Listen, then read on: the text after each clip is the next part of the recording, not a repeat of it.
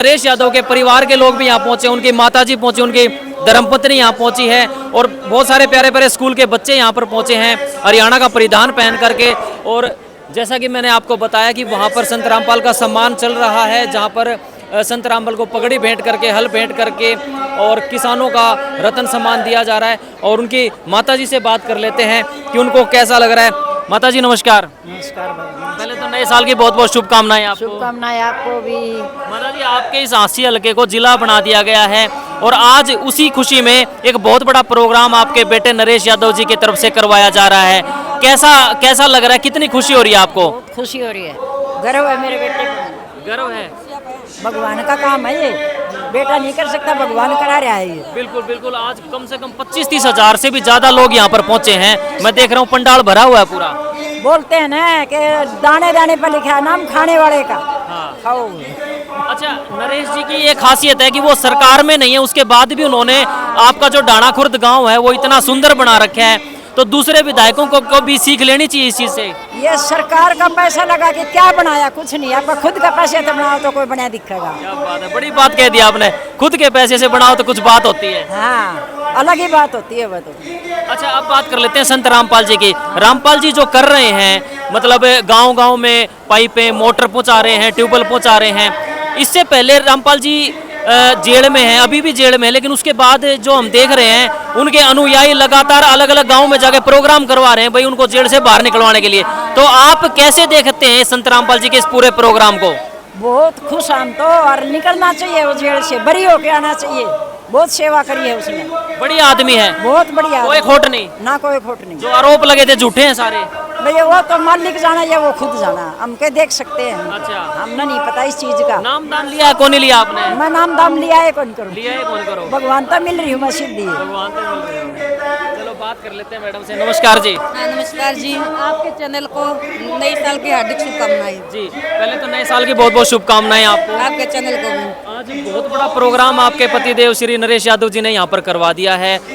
क्या मैसेज देना चाहोगे संत रामपाल जी के बारे में, क्या कहना चाहोगे और नए साल पे प्रदेशवासियों को क्या कहना चाहोगे?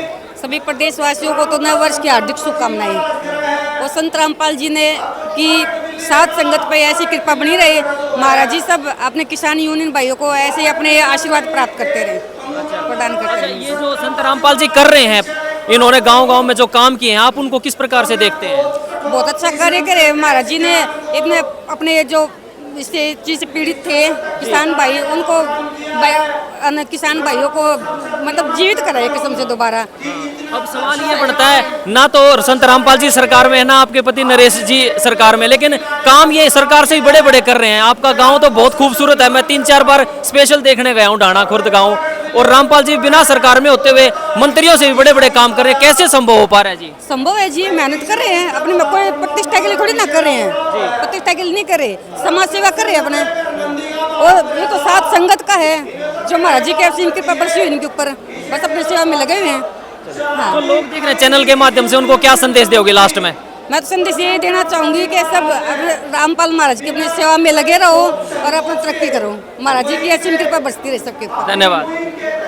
तो ये थी नरेश यादव जी की धर्मपत्नी, जिन्होंने एक सामाजिक संदेश भी दिया और साथ में कहा कि भाई अपने पैसे से, अपने खुद के दम पे संत रामपाल ने और अपने खुद के दम पे नरेश यादव ने ये सब मदद करी हैं, और ऐसा सबको करना चाहिए, सरकार को भी ऐसा करना है। बाकी आपको चल के दिखाते हैं कि भाई प्रोग्राम में और अब आगे क्या होगा। मैं भी आप सबको बहुत बहुत नमन करता हूं। बंदी छोड़ सदगुरु रामपाल जी भगवान जी की जय हो। आपने देखा पीछे एक बहुत भारी प्राकृतिक आपदा, न केवल हांसी में, न केवल हरियाणा में, बल्कि अगर हम पंजाब का जिक्र करते हैं, और भी कई प्रदेशों में इतनी भारी आपदा आई। सरकार ने भी इस प्राकृतिक आपदा से निपटने के लिए कोई कोर कसर नहीं छोड़ी। मगर जब प्राकृतिक की आपदा होती है, प्रकृति जब आपदा लेकर के आती है, तो अकेले सरकार की बस की बात नहीं होती। कई संस्थाओं को आकर के उस आपदा से निपटने के लिए अपना हाथ बटाना पड़ता है। उनमें से अगर मैं जिक्र करूं, सबसे पहले और ज्यादा जोर शोर से अगर उस प्रकृति को आपदा को निपटने के लिए अगर कोई संस्था हमारे बीच में आई जिसको हमने अपनी आंखों से देखा, वो संत रामपाल जी की फौज आई और उन्होंने ट्रैक्टर, ट्रेलियां, ट्रक सब मिलकर के पाइप हो, मोटर हो, सब ला करके खेतों में पानी निकालने का काम किया। ऐसे संत को मैं बार बार नमन करता हूं। भाई नरेश यादव जी को सबसे पहले तो मैं इस सफल आयोजन की बधाई देता हूं। एक थोड़े से समय के अंदर इतना शानदार आयोजन भाई ने किया और आप इतनी भारी संख्या में आप यहां पहुंचे, इसके लिए मैं भाई नरेश यादव जी का और उनकी पूरी टीम को बधाई देता हूं। पता नहीं किस रूप में नारायण आ जाएंगे। भाई हमने तो नारायण मिल गया और कैसी है। अगर कोई आदमी अगर उसको तिनके का सहारा मिल जाए, उसकी अगली फसल बिजाई हो जाए, किसान की फसल बिजाई होगी, पानी निकल गया, तो इससे बड़ा परमात्मा का अवतार और क्या हो सकता है इस धरती पर। साथियों, जो काम सरकारें नहीं कर पाई, जो काम प्रशासन नहीं कर पाया, ये महाराज ने करके दिखा दिया।